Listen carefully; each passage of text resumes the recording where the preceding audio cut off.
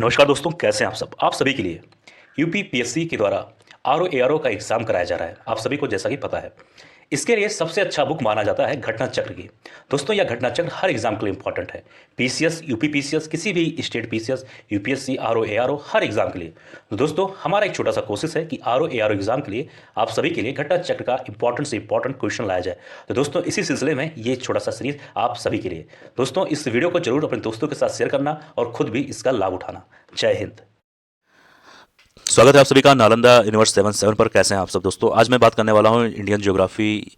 आज बात करूंगा भूगोल के बारे में। और जैसा कि आप सभी को पता है कि इस वक्त यूपीपीएससी आरओ एआरओ का प्रैक्टिस सेट चल रहा है और ये बहुत इंपॉर्टेंट सीरीज है, तो इसको देखिए, अपने दोस्तों के साथ वीडियो को जरूर शेयर करना। तो चलिए शुरू करते हैं आज का वीडियो।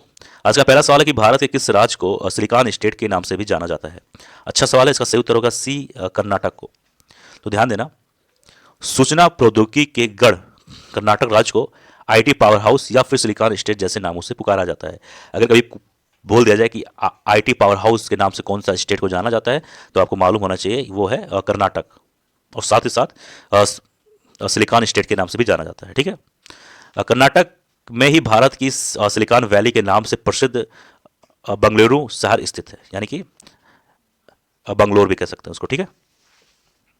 आगे बात करेंगे अगले सवाल पर। कहा जाता है कि भारत में सिलिकॉन वैली स्थित है। तो कहाँ स्थित है, अभी हम लोगों ने बात किया। सही उत्तर होगा ए, बंगलोर में। ठीक है। और छत्तीसगढ़ की सीमा उभयनिष्ठ नहीं है, तो इसका सही उत्तर होगा डी, बिहार से। यानी कि छत्तीसगढ़ की जो सीमा है बिहार के साथ स्पर्श नहीं करती है, मतलब उसको टच नहीं करती है।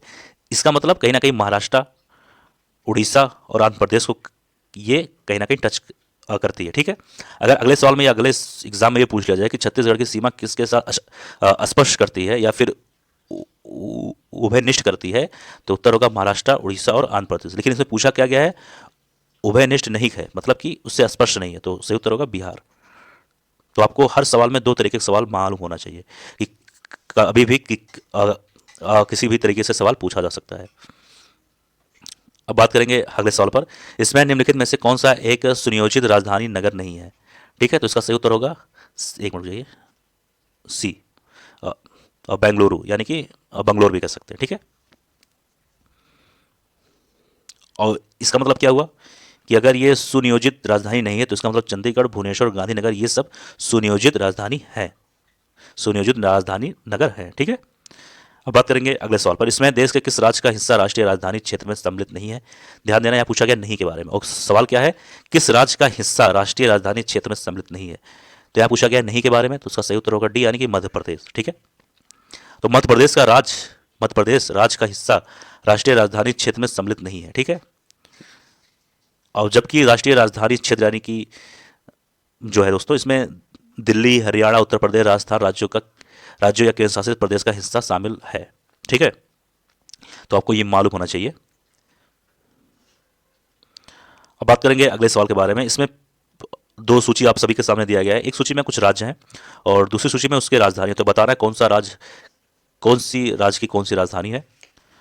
तो अगर हम बात करें इसके उत्तर के बारे में, तो असम का सही उत्तर होगा पॉइंट नंबर 3, दिसपुर, यानी असम राज्य का राजधानी होगा दिसपुर। और मिजोरम का होगा, यानी पॉइंट नंबर बी का होगा पॉइंट नंबर 4, यानी आइजोल। ठीक है। और सी का होगा, गुजरात का होगा गांधीनगर। ठीक है। और डी है मणिपुर का होगा इम्फाल, यानी पॉइंट नंबर डी का होगा पॉइंट नंबर 2। अब बात करेंगे अगले सवाल के बारे में। इसमें कहा जा रहा है निम्न में से कौन धौलाधर श्रेणी क्षेत्र की प्रमुख जनजाति है। काफी इंपॉर्टेंट सवाल है। इसका सही उत्तर होगा बी, गद्दी। ठीक है। तो धौलाधर श्रेणी की मुख्य जनजातियां में गद्दी, लद्दाखी, गुज्जर और बकरवाल, लाहौली और बारी आदि प्रमुख हैं। ठीक है।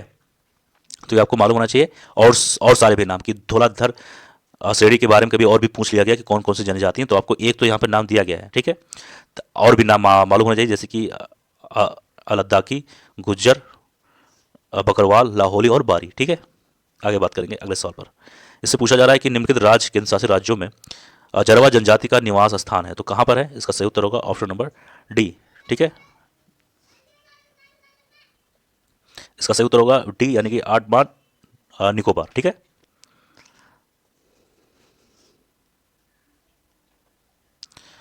और नेक्स्ट सवाल है, निम्नलिखित जनजातियों में से कौन सी केरल में पाई जाती है?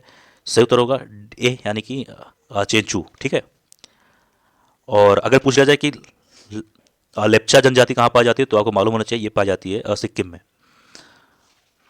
डाफर जनजाति गुजरात के सौराष्ट्र क्षेत्र में तथा डफला जनजाति दोस्तों अरुणाचल प्रदेश व असम के कुछ भागों में पाया जाता है।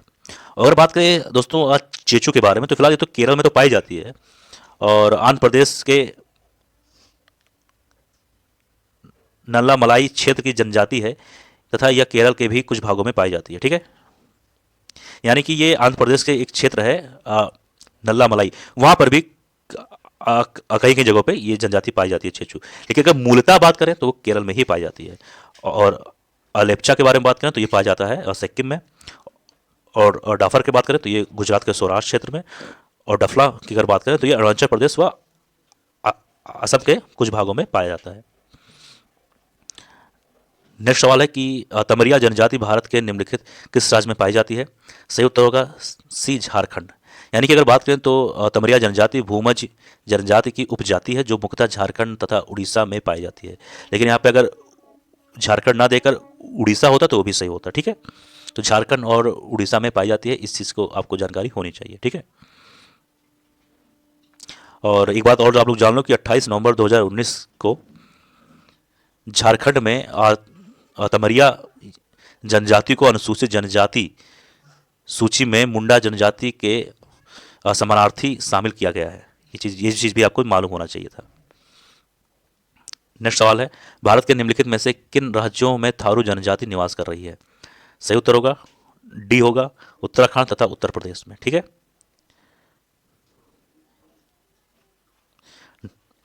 नेक्स्ट सवाल है, यहाँ पर एक सूची में आदिवासी का नाम दिया गया, कौन कौन से आदिवासी, और ये बता रहे हैं कहाँ पर ये मतलब अवस्थित है। यहाँ पर कहाँ पर इनकी संख्या सबसे ज़्यादा बोल सकते हो या फिर कहाँ पर ये इनकी संख्या है, कहाँ पर ये निवास करते हैं। तो फिलहाल इसका सही उत्तर होगा, ध्यान देना, भील का होगा राजस्थान, गोंड का होगा छत्तीसगढ़, लिम्बुस का होगा सिक्किम, ये पॉइंट नंबर 4, और डी है कोनियाक का होगा ये नागालैंड। ठीक है। तो दोस्तों यह था आज का वीडियो। मुझे उम्मीद है वीडियो आप सभी को पसंद आया होगा। किसी सवाल में कोई डाउट कोई चीज़ ना समझ में आया हो जरूर कमेंट बॉक्स में लिख देना। मिलते हैं किसी और वीडियो में। जय हिंद जय भारत।